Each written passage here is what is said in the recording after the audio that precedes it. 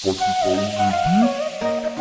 Perkenalkan, kami dari kelas 12 IPS 1. Nama saya Ronaldo. Dan saya Octavian. Dan saya Jeffrey. Di sini kami akan menjelaskan ketimpangan-ketimpangan sosial, yaitu ketimpangan kesempatan dan ketimpangan gender.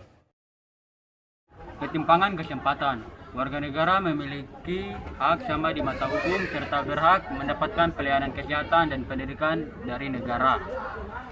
Meskipun demikian, pada kenyataannya masih terdapat golongan masyarakat yang belum bahkan sulit mengakses hak tersebut. Inilah yang dimaksud dengan ketimpangan kesempatan. Mereka yang kesulitan mengakses hak tersebut antara lain masyarakat miskin, masyarakat pedalaman, dan masyarakat yang tidak terjangkau oleh pembangunan kedua sektor tersebut. A. Sektor pendidikan.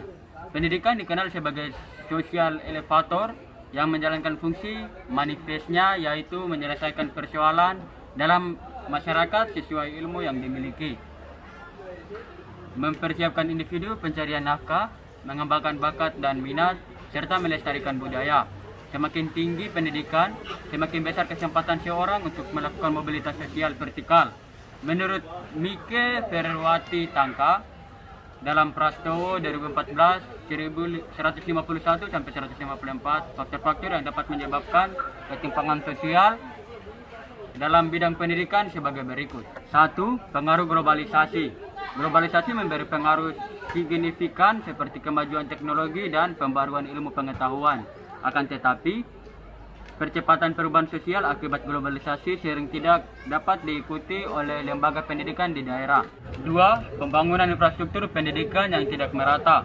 Kondisi geografis Indonesia turut menyebabkan tertundanya pembangunan sarana dan prasarana pendidikan di suatu daerah. Pulau-pulau yang dibatasi lautan serta pegunungan dapat menyebabkan tertundanya pembangunan infrastruktur pendidikan. Akibatnya, daerah yang sulit dijangkau memiliki fasilitas pendidikan kurang memadai. Ketiga, ketersediaan tenaga pengajar. Tenaga pengajar sangat dibutuhkan dalam dunia pendidikan, terutama tenaga pengajar kompeten dan berkualitas. Akan tetapi, banyak tenaga pengajar terkonsentrasi di perkotaan, sedangkan di daerah pedesaan, perbatasan, dan pedalaman, jumlah tenaga pengajar masih sangat minim. Yang keempat terakhir, mahalnya biaya sekolah setiap jenjang. Biaya pendidikan yang setiap tahun meningkat menyebabkan masyarakat semakin sulit mengakses pendidikan. Masyarakat golongan menengah ke bawah terpaksa bekerja keras agar dapat menyekolahkan anaknya ke jenjang sekolah lanjutan. Mereka yang lulus SMA pun belum tentu dapat melanjutkan ke jenjang perguruan tinggi karena biaya yang semakin mahal dan sulit dijangkau. Dan yang selanjutnya adalah sektor kesehatan. Kesehatan merupakan salah satu indikator penilaian indeks pembangunan manusia atau Human Day Index atau disingkat HDI, adalah pengukuran perbandingan angka harapan hidup, melek huruf pendidikan dan standar hidup untuk negara-negara di dunia. Berdasarkan data statistik yang dikeluarkan UNDP pada 2019, indeks pembangunan manusia atau IPM Indonesia berada di posisi 111 dari 189 negara. Berikut ada faktor-faktor khusus yang menimbulkan ketimpangan sektor kesehatan sebagai berikut. Yang pertama, biaya kesehatan yang mahal. Seperti pepatah, siat itu mahal harganya. Memang berlaku di Indonesia, masyarakat sering terbeban biaya pengobatan. Bahkan biaya pengobatan menjadi beban kedua bagi pasien. Selain banyak yang dideritanya, kenaikan biaya rumah sakit disebabkan oleh berbagai faktor yang saling berkaitan, seperti privatisasi rumah sakit, mahalnya biaya pembuatan obat dan biaya dokter. Dan yang kedua, keterbatasan infrastruktur. Kondisi kesehatan seseorang sulit diprediksi. Oleh karena itu, diharapkan adanya balai-balai pengobatan yang dekat dan terjangkau sehingga memudahkan masyarakat mengaksesnya. Yang ketiga, kurangnya tenaga medis. Tidak hanya obat dan fasilitas pengobatan yang dibutuhkan, tetapi keberadaan tenaga medis penting untuk menangani keluhan pasien. Tenaga medis tidak hanya dokter, tetapi juga bidan atau perawat, apoteker, dan ahli gizi. Banyak tenaga medis terkonsentrasi di perkotaan.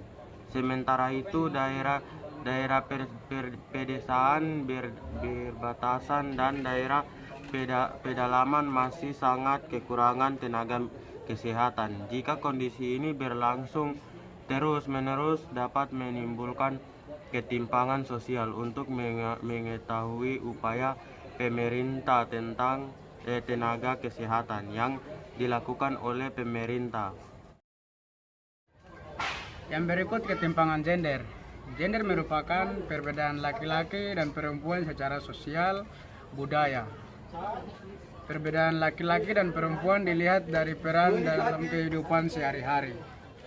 Menurut Fakih, Narwoko, dan Suyanto 2014, ketimpangan gender mengarah pada beberapa faktor berikut. Yang pertama, marginalisasi perempuan.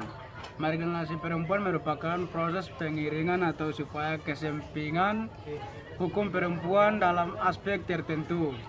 Marginalisasi dapat bersumber dari kebijakan pemerintah dan keyakinan tarsis, agama, tradisi, atau kebiasaan, bahkan asumsi ilmu pengetahuan. Yang berikut, stereotip gender. Stereotip atau perbedaan terjadi dalam rangka gender. Laki-laki dan perempuan diletakkan pada sejumlah perbedaan yang terkadang merugikan dan menimbulkan ketidakadilan.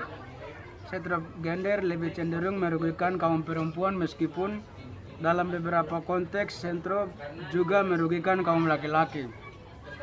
Banyak perihal yang dilewatkan untuk kaum perempuan, misalnya perempuan memiliki sifat keimbun dan emosional, irasional, dan lemah sehingga tidak cocok untuk bekerja di ladang publik. Yang berikut adalah kekerasan. Nah, laki-laki sering dilabelkan lebih kuat dibanding perempuan. Identifikasi ini sering menyebabkan perempuan harus menurut dan mudah dilaksanakan dalam berbagai persoalan kehidupan. Dan serangan fisik, pelecehan, dan kekerasan dalam rumah tangga pun sering terjadi akibat kekerasan dari suami. Misalnya dalam rumah tangga, seorang suami berhak untuk membuat peraturan bagaimana dan tidak minta kepastian, tidak minta tanggapan atau saran dari seorang istri, maka dari situ terjadi kekerasan atau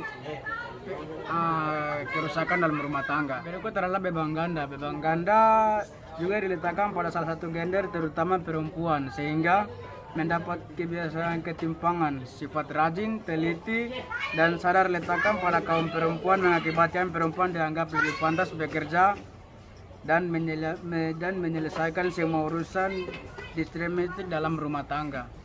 Nah, karena itu dinamakan perempuan memiliki pekerjaan ganda, yaitu perempuan memiliki pekerjaan di kantor maupun di rumah tangga atau di rumah. Sekian dari kami, mohon maaf bila ada salah kata ataupun bahasa dalam penjelasan kami minta maaf. Sekian dan terima kasih.